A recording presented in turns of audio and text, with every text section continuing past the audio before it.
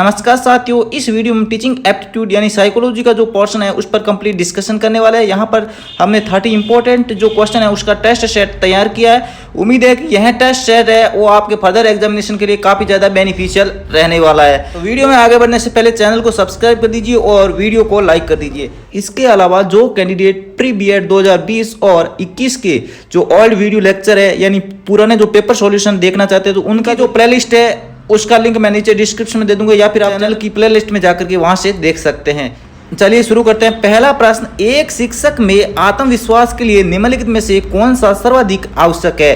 पहला ऑप्शन विषय पर उसका पूर्ण अधिकार, दूसरा ऑप्शन उसका सामाजिक होना, थर्ड ऑप्शन उसका आकर्षक व्यक्तित्व और चौथा ऑप्शन उसका अमीर होना। इन चार ऑप्शन को देखें तो इसमें जो सबसे सूटेबल जो आवश्यक कारक रहेगा वो रहेगा शिक्षक का उसके विषय पर पूर्ण अधिकार, यानी शिक्षक का उसके विषय पर अच्छा कमांड है तो वह छात्रों को बेहतर तरीके से एजुकेशन प्रोवाइड करवा सकता है।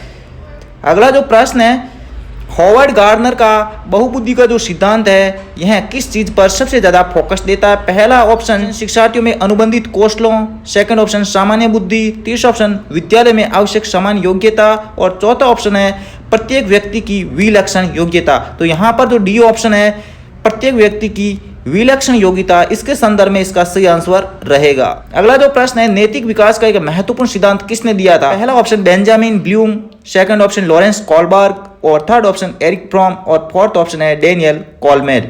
यहाँ पर डेनियल गोलमेल होगा तो यहाँ बी ऑप्शन है वो इसका सही आंसर रहेगा। लॉरेंस कोलबर्ग है वो नैतिक विकास के सिद्धांत से संबंधित है। अगला प्रश्न, एक प्रभावी शिक्षण उपकरण वह है जो पहला ऑप्शन दिखने में रंगीन व अच्छा हो, सेकंड ऑप्शन है बहुसंवेदी, तीसरा ऑप्शन है सभी शिक्षार्थियों को दृश्य हो और चौथा ऑप्शन तैयार करने एवं प्रयोग करने में आसान हो। तो एक जो प्रभावी शिक्षण उपकरण यानी टीचिंग जो एड है वो होना चाहिए, वो बहुसंवेदी होना चाहिए। यहाँ बी ऑप्शन इसका सही आंसर रहेगा। अगला जो प्रश्न है, निम्नलिखित में से कौन सा धीमी गति से सीखने वाले विद्यार्थी यानी बालक की विशेषता नहीं है?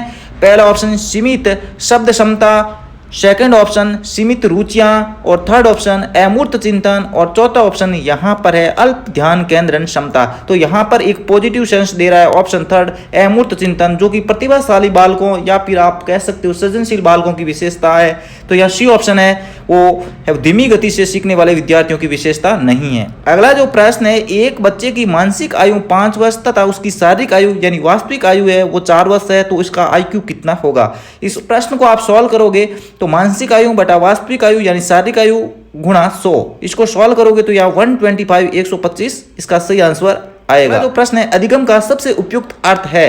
पहला ऑप्शन व्यक्तिगत सामंजस्य, सेकंड ऑप्शन नए कौशलों का ग्रहण करना और थर्ड ऑप्शन है व्यवहार परिमार्जन यानी व्यवहार में परिवर्तन और फोर्थ ऑप्शन है उपयुक्त सभी जो विकल्प है वो गलत है। तो यहाँ थर्ड ऑप्शन अधिगम का जो सबसे सूटेबल अर्थ रहता है वह है व्यवहार में परिवर्तन या फिर व्यवहार में परिमार्जन। अगला जो प्रश्न है, एक पोस्ट दर्जे का विद्यार्थी शाह को वॉज और न्यूक्लियर को अनक्लियर जैसे शब्दों में लिखते समय उसका अंतरण नहीं कर पाता है। निम्नलिखित में से वह किस समस्या से ग्रसित है? तो यहाँ पर फर्स्ट ऑप्शन बौद्धिक अक्षमता, second option dyslexia, third option dysgraphia और फोर्थ ऑप्शन डिस्कैलकुलिया। तो यहाँ पर इसका जो सही आंसर रहेगा वो रहेगा डिस्ग्राफिया, क्योंकि वह लेखन संबंधी त्रुटि वह कर रहा है। तो यहाँ डिस्ग्राफिया इसका सही आंसर रहेगा, जबकि डिस्लेक्सिया पठन विकास से संबंधित है और डिस्कैलकुलिया गणना से संबंधित है। अगला प्रश्न, शैक्षिक विकास में मूल्यांकन का अर्थ। हम मूल्यांकन का अर्थ जान रहे हैं शैक्षिक विकास के संदर्भ में। पहला ऑप्शन छात्रों का प्रगति का आकलन अभिलेखों, सेकंड ऑप्शन कक्षा का मूल्यांकन निष्पादन, थर्ड ऑप्शन कार्य का मूल्यांकन और फोर्थ ऑप्शन है ज्ञान क्षमता का संवर्धन। यहाँ पर शैक्षिक विकास के संदर्भ में मूल्यांकन का जो सही आंसर रहेगा वो रहेगा ज्ञान क्षमता का मूल्यांकन, यानी छात्रों ने कितना ग्रहण किया है, कहाँ तक ग्रहण किया है, इस चीज को हम ज्ञात करने के लिए उनका मूल्यांकन करते हैं। तो शिक्षा के संदर्भ में यहाँ डी ऑप्शन इसका सही आंसर रहेगा। अगला जो प्रश्न है, निम्नलिखित में से कौन सा जोड़ा गलत है? पहला ऑप्शन पियाजे ने नैतिक विकास का सिद्धांत, सेकंड ऑप्शन मास्लो का आवश्यकता पदानुक्रमिक सिद्धांत, थर्ड ऑप्शन है स्किनर का अभिक्रमित अधिगम संबंधी सिद्धांत और फोर्थ ऑप्शन है लेविन का संकेत अधिगम। यहाँ पर डी ऑप्शन है वो इसके संदर्भ में सही आंसर रहेगा। यह पैर यहाँ गलत है। अगला जो प्रश्न है, पहला बुद्धि परीक्षण विकसित किया था? बुद्धि का जो पहला परीक्षण है वो विकसित किया था पहला ऑप्शन चार्ल्स स्पीयरमैन के द्वारा, सेकंड ऑप्शन डेविड वेस्लर के द्वारा, और थर्ड ऑप्शन है अल्फ्रेड बिने, और फोर्थ ऑप्शन है फ्रांसिस गाल्टन। तो यहाँ पर जितने भी मनोवैज्ञानिक दे रखे हैं ये सभी बुद्धि के परीक्षण से जुड़े हुए हैं, और यहाँ पर जो सबसे पहला परीक्षण विकसित किया था यह है अल्फ्रेड बिने ने दिया था। बुद्धि का द्वितत्व सिद्धांत था, द्विकारक सिद्धांत था, यह चार्ल्स स्पीयरमैन के द्वारा प्रतिपादित किया गया था। अगला जो प्रश्न है, समायोजन से तात्पर्य स्वयं की विभिन्न परिस्थितियों में अनुकूलन करना है ताकि संतुष्ट किया जा सके। तो यहाँ पर पहला ऑप्शन दूसरों को, सेकंड ऑप्शन प्रेरकों को, थर्ड ऑप्शन उद्देश्यों को, और फोर्थ ऑप्शन है आवश्यकताओं को। तो यहाँ पर समायोजन के संदर्भ में डी ऑप्शन आवश्यकताओं को इसका सही आंसर रहेगा। अगला प्रश्न, बच्चों की रुचि बनाए रखने के लिए आप कौन सी विधि का चयन करेंगे? पहला ऑप्शन बच्चों को पढ़कर आने को कहेंगे और प्रश्न पूछेंगे। सेकंड ऑप्शन स्वयं की गतिविधि करेंगे, यानी स्वयं गतिविधि करेंगे और बच्चों को बताएंगे। थर्ड ऑप्शन आप गतिविधि में बच्चों को शामिल करेंगे, और फोर्थ ऑप्शन है बच्चों को स्वयं गतिविधि करने के लिए दोगे। तो सबसे जो बेस्ट रहेगा जब बच्चे स्वयं करके सीखेंगे, यानी लर्निंग बाय डूइंग करेंगे, तो ऐसे में जो एजुकेशन है वो ज़्यादा प्रभावी रहेगा और बच्चों का इंटरेस्ट भी क्रिएट होगा। नेक्स्ट क्वेश्चन, दृष्टि से हटने के बाद मस्तिष्क से हट जाना, इसकी उपयुक्त व्याख्या है? तो यहाँ पर यानी कोई भी इमेज मस्तिष्क में बनी है तो वह दिमाग में बनेगी। जैसे ही दृष्टि से यानी आंखों से वो चीज़ हट जाएगी तो उसके मस्तिष्क से भी वह इमेज हट जाएगी। तो यहाँ पर विकास की कौन सी अवस्था से संबंधित है? तो यहाँ पर पहला ऑप्शन आरंभिक स्वेदिक गामक अवस्था, सेकंड ऑप्शन आरंभिक पूर्व संक्रियात्मक अवस्था, थर्ड ऑप्शन आरंभिक किशोरावस्था, और फोर्थ ऑप्शन उपयुक्त में से कोई नहीं। तो विकास की तीन अवस्थाओं में से फर्स्ट जो ऑप्शन है इसका सही आंसर रहेगा। अगला प्रश्न, पुनर्बलन का कौन सा शेड्यूल सबसे ज्यादा प्रभावी रहेगा? तो यहाँ पहला ऑप्शन चर अनुपात, सेकंड ऑप्शन सतत पुनर्बलन, थर्ड ऑप्शन स्थिर अंतराल, और फोर्थ ऑप्शन स्थिर अनुपात। यहाँ फर्स्ट ऑप्शन चर अनुपात इसका सबसे सूटेबल आंसर रहेगा। अगला प्रश्न, चिंतन क्या है? तो चिंतन एक मानसिक प्रक्रिया है। जब व्यक्ति के सामने कोई समस्याएं आती है तब वह चिंतन प्रारंभ कर देता है। तो यहाँ पर पहला ऑप्शन प्रतीकों का प्रयोग, सेकंड ऑप्शन भाषा का प्रयोग, थर्ड ऑप्शन प्रत्यक्षिक प्रक्रिया, और फोर्थ ऑप्शन है संप्रत्यय अधिगम। जब चिंतन करते हैं तो ऐसे में हम प्रतीकों का प्रयोग करते हैं, तो फर्स्ट ऑप्शन इसका सही आंसर रहेगा। हमारे दिमाग में बहुत सारे प्रतीक चिन्ह बन जाते हैं। अगला प्रश्न, विद्यार्थी अधिगम के प्रति शिक्षक की अपेक्षा एवं विद्यार्थियों के वास्तविक शिक्षण के बीच के लिंक को कहते हैं? पहला ऑप्शन अनुदेशन, सेकंड ऑप्शन विश्लेषण, थर्ड ऑप्शन संज्ञान, और फोर्थ ऑप्शन समझ। तो यहाँ पर फर्स्ट ऑप्शन अनुदेशन इसका सही आंसर रहेगा। अगला जो प्रश्न है, निरौपचारिक शिक्षा की विशेषता है। इनफॉर्मल एजुकेशन जो होता है, हम डायरेक्ट जो एजुकेशन है वो नहीं करते हैं, इनडायरेक्टली करते हैं। तो यहाँ पर इसका जो सही आंसर रहेगा, पहला ऑप्शन लचीला प्रवेश और निर्गम, सेकंड ऑप्शन कठोर प्रवेश और निर्गम, थर्ड ऑप्शन प्रवेश एवं निर्गम के कम नियम, और फोर्थ ऑप्शन है प्रवेश एवं निर्गम का कोई नियम नहीं। तो यहाँ पर जो फर्स्ट ऑप्शन रहेगा लचीला प्रवेश रहेगा और निर्गम रहेगा।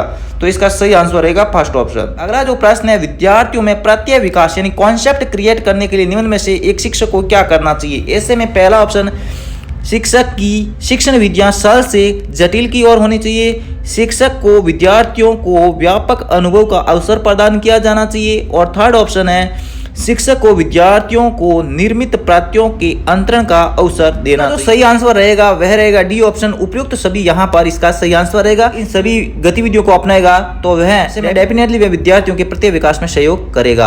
अगला प्रश्न, एक शिक्षिका जब भी विद्यार्थियों को उनका कार्य करते देखती है तो वह उनकी प्रशंसा करती है। शिक्षिका प्रयोग कर रही है, ऐसे में जो शिक्षिका है वह प्रयोग करेगी इन चार ऑप्शन में से पुनर्बलन, बी ऑप्शन इसका सही आंसर रहेगा। क्योंकि जब पुनर्बलन देते हैं तो बच्चे ऐसे में अधिक प्रेरित होंगे और वह सकारात्मक रूप से कार्य करने को प्रेरित होंगे। अगला प्रश्न, शिक्षा मनोविज्ञान क्या है? मनोरोगों का अध्याय, विद्यार्थी अधिगम और शिक्षण का अध्याय, और बुद्धि परीक्षणों का अध्याय, और फोर्थ ऑप्शन है संज्ञानात्मक प्रक्रियाओं का अध्याय। शिक्षा मनोविज्ञान का शिक्षा के क्षेत्र में देखा जाए तो जो बालक है उसका अधिगम और उसका संपूर्ण जो शिक्षण शैली है यानी संपूर्ण जो शिक्षण अध्याय है उस पर फोकस करता है। तो बी ऑप्शन इसका सही आंसर रहेगा। अगला प्रश्न, परीक्षणों के बारे में निम्नलिखित में से कौन सा कथन सही नहीं है? तो यहाँ पर परीक्षण मानकीकृत एवं मानक आधारित हो सकते हैं, बिल्कुल सही है। सेकंड ऑप्शन है एक परीक्षण मानकृत एवं निष्कर्ष आधारित हो सकते हैं, ये भी सही है। और थर्ड ऑप्शन है एक मानकीकृत परीक्षण कक्षा शिक्षक के द्वारा परिवर्तित किया जा सकता है, तो यह परिवर्तित नहीं किया जा सकता है, यह गलत है। तो इसके संदर्भ में यहाँ ये ऑप्शन सही आंसर रहेगा। और फोर्थ ऑप्शन है एक मानक आधारित परीक्षण का प्रयोग कक्षा शिक्षक के द्वारा किया जा सकता है, बिल्कुल सही है। तो यहाँ सी ऑप्शन इसका सही आंसर रहेगा। अगला प्रश्न, शिक्षक चाहते हैं कि परीक्षण में परिवर्तन किया जा सके ताकि विद्यार्थी उच्च क्रम चिंतन का प्रयोग करे। निम्नलिखित में से किस प्रकार की जो प्रश्न है उसके लिए सहायक हो सकते हैं, यानी किस प्रकार के प्रश्न होते हैं जिसमें विद्यार्थी अपने जो विचार है वो अधिकाधिक व्यक्त कर सकते हैं, छात्रों के जो चिंतन है उसको एक अध्यापक अच्छी तरीके से समझ सके। ऐसे में जो निम्नात्मक प्रश्न में छात्र विस्तृत रूप से अपने विचारों को प्रकट करते हैं, ऐसे में अध्यापक भी उनके विचारों को पढ़ करके उनका आकलन कर सकता है कि उनकी विचार क्षमता कैसी है। तो यहाँ फर्स्ट ऑप्शन इसका सही आंसर रहेगा। नेक्स्ट क्वेश्चन, ऑपरेंट कंडीशनिंग, यानी जो स्किनर का क्रिया प्रसूत जो सिद्धांत है उसके अनुसार व्यवहार उसके परिणामों को नियंत्रित करता है। एक बार सीखा गया व्यवहार कभी नहीं भूला जा सकता। दंड एवं नकारात्मक पुनर्बलन समान है। तो यहाँ इसका जो सही आंसर रहेगा पहला ऑप्शन, व्यवहार उसके परिणामों को नियंत्रित करता है।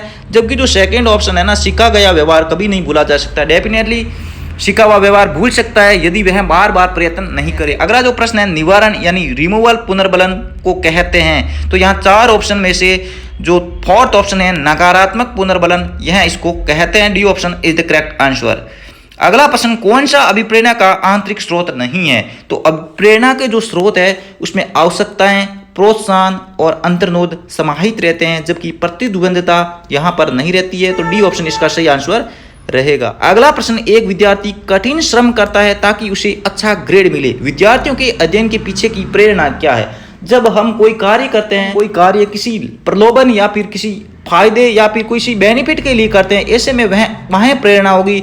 यानी आप पढ़ाई कर रहे हो तो नौकरी प्राप्त करने के उद्देश्य से पढ़ाई कर रहे हो, तो ऐसे में आप बाह्य रूप से अभिप्रेरित हो। यदि आप पढ़ाई अपने ज्ञानार्जन या फिर समाज कल्याण के लिए करते हो तो यहाँ पर आप आंतरिक रूप से अभिप्रेरित होंगे। तो यहाँ पर बी ऑप्शन इसका सही आंसर रहेगा।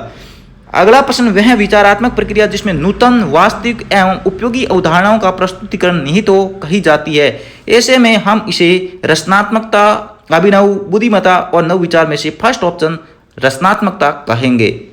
नेक्स्ट क्वेश्चन, बौद्धिक अक्षमता युक्त विद्यार्थी के प्रत्यक्ष निर्देश के दौरान विभिन्न क्रियाओं को यदि हम सरल से जटिल की ओर व्यवस्थित करें तो निम्नलिखित में से कौन सी जो क्रिया है सबसे प्रथम होगी? यानी सरल से जटिल के सीक्वेंस में हम चलेंगे तो मिलान करना, नाम बताना और पहचानना, या फिर इनमें से कोई नहीं। तो जो सबसे पहला ऑप्शन है ना, मिलान करना, ये सबसे जो शुरुआती स्टेज है वो रहेगा, क्योंकि मिलान करने में उत्तर और प्रश्न दोनों सामने रहते हैं, बच्चा तुरंत मिलान कर लेगा। नाम बताने में उसको सोचना पड़ेगा और पहचानने में भी उसकी ज़्यादा एनर्जी वेस्ट होगी, दिमाग लगाना पड़ेगा। तो ऐसे में मिलान करने वाला है वो सबसे सरल है, यानी सबसे फर्स्ट स्टेज पे आएगा। लास्ट जो प्रश्न है, मैकडूगल के अनुसार मूल प्रवृत्ति जिज्ञासा का संबंध कौन से संवेग से है? तो बच्चे में जो जिज्ञासा रहेगी तो इसका जो संवेग रहेगा वो रहेगा भय, घृणा, आश्चर्य, और भूख में से जो सी ऑप्शन है वो आश्चर्य रहेगा।